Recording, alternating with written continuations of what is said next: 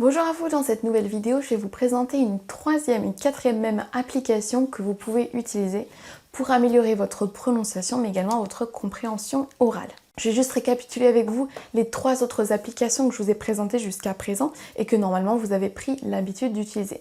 La toute première, c'était le dictionnaire Word Reference. Si vous n'en gardez qu'un seul, gardez franchement celui-là. C'est le dictionnaire le plus complet, le plus précis que j'ai trouvé jusqu'à présent. Je l'utilise vraiment tous les jours et il est vraiment très bien fait. Et sachez que c'est comme tout, ça prend du temps de changer des habitudes. Donc si jusqu'à présent vous utilisiez d'autres dictionnaires comme Google Translate ou Lingui ou même Reverso, etc., prenez le temps de vous habituer parce que franchement le changement vaut la peine. Sur Word Reference, vous avez donc les deux onglets Word Reference et à côté vous avez le Collins où vous avez un petit résumé de ce qui était dit dans l'onglet Word Reference. Vous avez des formes composées, donc si vous cherchez le mot travail, vous trouverez work et vous trouverez aussi plein de mots associés, d'expressions associées avec ce mot. Et tout en bas, vous avez également des synonymes et un forum où il y a des questions qui ont été posées sur les mots que vous cherchez. Donc si vous cherchez un petit peu, que vous allez en profondeur, ce dictionnaire est vraiment complet, il est très bien fait. On a vu aussi que ça peut vous servir pour prononcer un mot, pour bien le prononcer. Donc vous tapez ce mot en anglais dans votre dictionnaire, vous écoutez plusieurs fois, vous pouvez même changer d'accent, vous répétez le mot. Souvenez-vous bien que c'est important d'avoir la bonne prononciation pour bien être compris, mais également la bonne intonation. C'est-à-dire qu'il est important de savoir comment prononcer un mot, par exemple power, pour dire le pouvoir, la puissance, mais il faut aussi savoir où est-ce qu'on accentue power sur la première syllabe. Par exemple, city. City. Pour dire une ville, on ne dira pas city, mais city. On accentue sur la première syllabe. Donc la prononciation est importante, comment on prononce ces mots, et également l'accentuation, où est-ce qu'on met l'accent, où est-ce qu'on met plus d'intensité sur les deux syllabes, ou plus. Et j'espère que vous avez aussi retenu que pour apprendre du vocabulaire, il est primordial de travailler la prononciation. Non seulement pour avoir la bonne prononciation, mais aussi pour que vous reteniez mieux ce mot. Utiliser la mémoire auditive est un bon moyen pour mémoriser du vocabulaire. Si vous êtes de ceux qui disent que vous avez une mauvaise mémoire, que vous ne retenez pas ce que vous apprenez, clairement jouez là-dessus, répétez plusieurs fois les mots, répétez 2, 3 fois, 5 fois, 10 fois s'il le faut un mot, pour commencer à l'intégrer dans votre mémoire long terme. Ce qui est intéressant aussi, c'est de faire des phrases avec les mots que vous apprenez, sans quoi vous savez un mot isolé et sa définition, mais il est dur d'ensuite le réutiliser dans une phrase. Donc ça c'était pour la première application, donc Word Reference, absolument à avoir sur votre téléphone, je vous le conseille vivant. La deuxième application c'était Google Transcription, ou alors n'importe quelle application qui permet de retranscrire ce que vous dites à l'oral, retranscrire en version écrite, non seulement pour voir si vous avez la bonne prononciation, mais aussi pour vous forcer à parler à haute voix. Des fois c'est un petit peu étrange de répéter des mots dans le vide, ou de parler ou de faire des phrases à haute voix. Si vous avez votre application et que vous parlez à l'application, ce sera parfois plus simple pour se lancer, puis oser et prendre l'habitude de parler à haute voix. Attention malgré tout, quelles que soient les applications, lorsque vous parlez, même si certaines fois votre prononciation est pas mal ou très bien, l'application ne va pas toujours reconnaître ce que vous allez dire. Donc si vous avez parfois des fautes, ne vous mettez pas trop la pression, ça peut être aussi que l'application n'est pas 100% fiable. Et même si moi je parlais en français à cette application, il y aurait certainement parfois des fautes. Donc voilà, à prendre avec des pincettes malgré tout, mais c'est un bon outil que vous pouvez essayer de vous approprier pour améliorer votre prononciation et vous faire pratiquer un petit peu à l'oral, même si vous n'avez pas beaucoup d'occasions de pratiquer autour de vous avec un partenaire linguistique, avec un prof ou avec des collègues anglophones par exemple. La troisième application que je vous ai présentée la semaine dernière est News in Levels. Cette application qui vous permet donc de lire des articles de presse, mais ce que je veux pas, c'est que vous lisiez des articles de presse pour apprendre du vocabulaire par exemple. Ce que je veux que vous fassiez avec cette application et que vous pourriez faire avec n'importe quelle autre application qui vous permet d'écouter quelque chose et de le lire en même temps, vous allez donc travailler votre prononciation. Si vous voulez varier un petit peu de News in Levels, vous pouvez aller essayer l'application 6 Minute English. C'est une application de la BBC qui vous permet d'écouter un podcast qui dure seulement 6 minutes. Ce qui est bien avec ce podcast, c'est que vous avez donc la transcription du dialogue que les personnes vont échanger. Donc vous pouvez écouter le podcast et lire en même temps la transcription. Attention toutefois, l'application News in Levels est très bien parce que la personne va vraiment articuler, prendre le temps, parler lentement, parce que c'est fait pour que vous écoutiez le podcast, la personne est seule à lire le texte. Alors que dans des podcasts comme 6 Minute English, vous avez deux personnes qui discutent assez rapidement. Mais ça peut être également très intéressant à aller écouter. Pour améliorer votre prononciation, quelque chose de très intéressant que vous pouvez donc faire avec n'importe quelle ressource où vous avez écrit en anglais et prononcé en même temps, donc ça peut être film, série, podcast, comme je vous ai dit juste avant. Ça peut être aussi l'application que je vais vous présenter juste après. Ce que vous pouvez faire, c'est associer ce que vous entendez à ce qui est écrit. En France et dans beaucoup d'autres pays, on va souvent apprendre l'anglais et les langues étrangères via l'écrit. On va lire beaucoup de textes, on va répondre à des questions et on va passer peu de temps à vraiment écouter et à pratiquer nous-mêmes. Ce qu'il faut faire donc, c'est associer les mots que vous connaissez, que vous savez écrire, à leur prononciation. Donc on peut le faire en allant dans Word Reference ou on peut le faire aussi en regardant des films avec les sous-titres en anglais ou des séries avec les sous-titres en anglais ou en écoutant des podcasts comme je vous ai dit, comme par exemple 6 Minute English. Je vais vous présenter une application que vous pouvez utiliser dans ce sens pour écouter et lire en même temps et améliorer ainsi votre prononciation. Alors cette application s'appelle Lyrics Training. Lyrics qui veut dire les paroles d'une chanson et training qui veut dire entraînement. Sur cette application qui est gratuite, il y a une version payante avec plus d'options, mais avec la version gratuite, on va déjà trouver pas mal de choses. Vous avez accès à plein de chansons différentes qui sont disponibles sur YouTube, donc vous allez devoir avoir besoin de votre connexion internet pour vous servir de l'application et vous allez pouvoir choisir entre deux exercices, soit un karaoké où vous allez devoir pouvoir juste chanter en ayant les paroles juste en dessous, ou alors un exercice à trous où vous allez devoir trouver le mot qui est prononcé par la personne dans la chanson. Alors voilà comment ça se passe. Donc vous avez sur l'application différentes chansons qu'on vous propose. Vous pouvez regarder directement par chanson. Donc là on a Top Lyrics, donc les chansons les plus écoutées. Vous avez aussi avec différents genres. Donc vous avez pop, rock, hard rock, metal, hip-hop, dance, voilà, vous pouvez regarder par thème, par genre de chanson, si c'est plutôt ça qui vous intéresse. On va regarder une en particulier, on va regarder la toute première ici. Alors vous avez ensuite deux choix, multiple choice qui sera le choix où vous avez donc des petits trous dans la chanson et vous devez choisir le bon mot. Donc ça va vous permettre de travailler votre compréhension orale et à la fois en écoutant les paroles et en les lisant et en trouvant le bon mot, vous allez devoir faire attention à comment ce mot est vraiment prononcé. Vous avez aussi la version karaoké où vous pourrez donc chanter en même temps que vous écoutez les paroles. On va regarder donc multiple choice. Là ici, ce que vous pouvez faire, je vous conseille pas forcément de partir avec le niveau expert directement parce que en fait vous allez avoir quasiment plus qu'un mot sur deux qui avec un trou. Et en fait, vu que la chanson défile, c'est difficile de cocher sur tout en même temps. Enfin, ça fait beaucoup à gérer. Je vous conseille plutôt de commencer par même beginner ou intermediate. On va voir intermediate ce que ça donne. Parce que vous allez déjà avoir beaucoup de mots qui manquent. Et si vous n'êtes pas hyper rapide, vous allez devoir mettre pause sur la chanson. Donc c'est pas hyper intéressant. Alors, on va voir ensemble.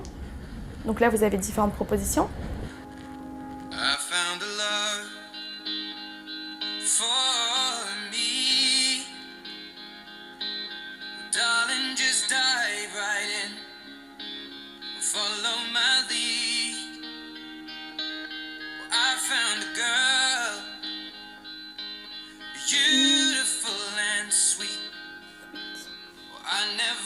Voilà, donc vous avez l'idée. Vous voyez qu'avec le niveau avancé, en fait, plus vous allez dans les niveaux, plus vous allez avoir de mots qui manquent. Donc c'est pas forcément beaucoup plus complexe, mais c'est juste qu'il va falloir aller plus vite. Donc vous pouvez très bien commencer par le niveau beginner, où vous allez avoir seulement un mot par ligne qui manque. Et c'est déjà peut-être bien assez pour prendre en main l'application. Si vous ne trouvez pas votre bonheur sur cette application en termes de genre, vous pouvez très bien aller sur YouTube directement.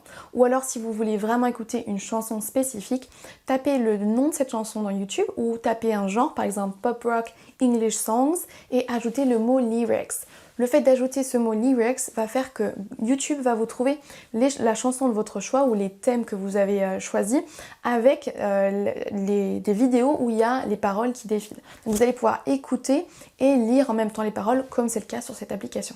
Vous avez donc 3 choses différentes à faire avec cette application et avec YouTube en général lorsque vous cherchez des chansons. Ce que vous allez faire dans un premier temps, c'est seulement écouter les paroles, écouter la chanson en lisant les paroles. Là, c'est pas vraiment la compréhension orale qu'on veut travailler, c'est surtout le fait d'associer ce que vous entendez, comment sont prononcés les mots, avec l'écriture, comment ils sont écrits, leur orthographe, pour modifier petit à petit la façon dont vous-même vous prononcez tous ces mots et surtout la façon dont vous les liez. On a vu la semaine dernière qu'on ne dira pas les mots en les séparant les uns des autres. Par exemple, I want to be with you, mais I want to be with you. On va avoir tendance à tout lier et c'est ça qu'on veut travailler en écoutant des chansons. Essayez de changer votre mindset, de ne pas essayer de détacher tous les mots, mais d'essayer de bien les lier ensemble. Deuxième chose que vous pouvez faire, c'est vous mettre à chanter vous-même. Vous pouvez chanter à haute voix en lisant les paroles en même temps que vous entendez. Ça reprend la technique du shadowing qu'on a vu la semaine dernière avec l'application News in Levels. C'est exactement la même chose. Vous lisez, vous écoutez et vous prononcez, mais en même temps, simultanément. Cette technique peut être faite donc de 2 façons. Vous écoutez, vous mettez pause, vous répétez, comme on l'a vu la semaine dernière, ou alors, comme on le voit cette semaine, vous écoutez et vous prononcez en même temps en essayant de copier la musicalité donc de l'anglais. La troisième chose que vous pouvez travailler avec des chansons, et cette application en particulier, c'est la compréhension orale.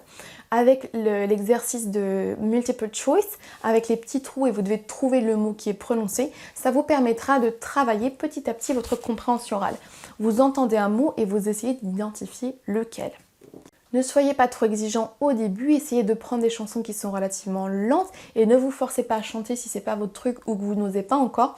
Mais sachez que en écoutant de temps en temps des chansons en anglais, en lisant les paroles, ça va vous permettre de grandement améliorer votre compréhension orale et votre prononciation. Ce qu'on veut ici, c'est pas forcément chercher tout le vocabulaire qui vous manque et en plus à gagner en vocabulaire et avoir plus d'expressions qu'on connaît. Ici, ce qu'on veut travailler, c'est seulement la prononciation et votre compréhension orale. Chaque fois que je vous présente une application et une méthode à utiliser, essayez de vraiment vous cantonner à ça. Et vous pouvez forcément adapter en fonction de votre ressenti, de comment vous apprenez, etc. Mais n'essayez pas d'en faire 3 fois plus. N'allez pas écouter une chanson, recopier toutes les paroles, traduire les paroles, aller chercher tout le vocabulaire. N'essayez pas de passer 3 heures sur chaque chanson, sans quoi votre apprentissage ne sera pas efficace non plus. Plutôt que de passer 3 heures par jour à décrypter un texte de chanson, à chercher du vocabulaire, à tout recopier dans votre cahier de notes, etc., je préfère que vous mettiez en place des petites actions que vous allez pouvoir réitérer tous les jours, plutôt que de passer 3 heures un week-end sur un texte de chanson et de ne pas vouloir recommencer le lendemain parce que c'est trop long. Je veux que vous preniez des petites habitudes que vous allez pouvoir mettre en place au quotidien et vous allez voir que sur le long terme, vous allez avoir de gros changements, de gros progrès. Avec cette application, vous pouvez impliquer d'autres membres de votre famille, votre conjoint, vos enfants. Vous pouvez vous amuser à chanter avec eux le soir, vous faire une petite soirée karaoké. Vous pouvez aussi juste vous amuser un soir sur 2 à faire l'exercice avec les trous où il faut choisir le bon mot. Mais n'allez pas trop au-delà. N'allez pas croire qu'il faut absolument tout comprendre, tout savoir, répéter chaque mot de la chanson en allant regarder dans Word Reference. N'en faites pas non plus trop, sans quoi ça va être contre-productif et vous n'allez pas non plus progresser à la hauteur de l'investissement que vous mettez.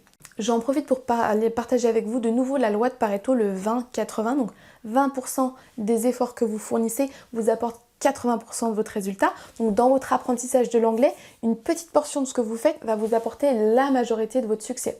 Les 80% restants vont vous apporter seulement 20% de bénéfices en plus. Donc si vous passez 5 heures par jour à apprendre l'anglais, dites-vous bien qu'il n'y en a que 1 ou 2 heures qui sont réellement efficaces pour progresser.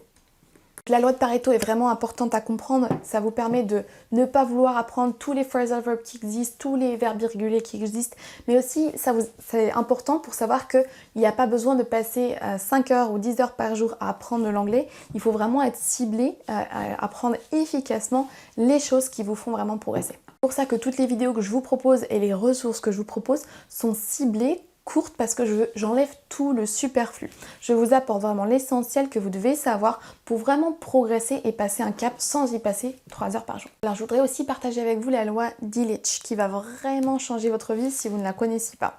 Que ce soit pour l'anglais ou d'autres domaines de votre vie, il faut vraiment que vous connaissiez cette loi en plus de la loi de Pareto. Alors si vous voyez sur le graphique que je vais mettre à l'écran ici, vous voyez que si vous passez du temps à faire quelque chose, vous allez avoir du rendement positif. Donc vous allez améliorer ce que vous faites. Donc vous partez de zéro, vous êtes en train de créer un PowerPoint, une présentation PowerPoint, vous passez 1 heure, 2 heures, 3 heures sur votre PowerPoint et vous l'améliorez parce que vous créez du contenu. Passez un certain temps, au-delà d'un certain temps, tout ce que vous allez fignoler en plus ne va pas forcément améliorer la qualité de ce que vous êtes en train de faire. Quelle que soit la tâche que vous effectuez ou ce que vous apprenez, passez un certain temps, il va y avoir un phénomène inversé. La courbe de performance va s'inverser et c'est une zone où chaque effort supplémentaire marginal diminue la performance globale. Si on prend tout simplement l'exemple de l'application Lyrics Training, vous allez par exemple choisir une chanson, faire le mode karaoké tout d'abord et ensuite vous allez reprendre de nouveau en faisant l'exercice à trous. Si vous vous arrêtez là, vous avez déjà progressé. Si à l'inverse, vous allez ensuite chercher les mots un par un que vous ne comprenez pas, que vous recopiez la totalité de la chanson en français, que vous allez chercher la traduction sur internet en anglais, que vous reprenez le texte, que vous le relisez, là vous allez clairement perdre du temps. Sachez vous arrêter, sachez faire peu mais bien. Vraiment cette loi d'Illich est vraiment primordiale pour apprendre efficacement et ne pas vous perdre à faire trop de choses, à chercher trop de contenu. Donc retenez bien ceci, la loi de Pareto, donc apprenez efficacement les 20% les plus utiles et qu'il vous faut à l'heure actuelle et laissez le superflu. Et la deuxième, la loi d'Illich, ne pensez pas que plus vous passez de temps à apprendre, plus vous progressez. Il arrive un moment où c'est contre-productif de mettre plus d'énergie. N'hésitez pas à me dire dans les commentaires, je les lis tous et je réponds quasiment à tous aussi, si ces deux lois vous parlent, si vous les connaissiez et si elles peuvent changer quelque chose dans votre apprentissage. Sachez vraiment que ce n'est pas plus vous en faites, plus vous progressez, mais mieux vous faites et plus qualitativement vous êtes concentré, mieux vous adaptez vos ressources, plus vous allez à l'essentiel, plus vous voyez de progrès.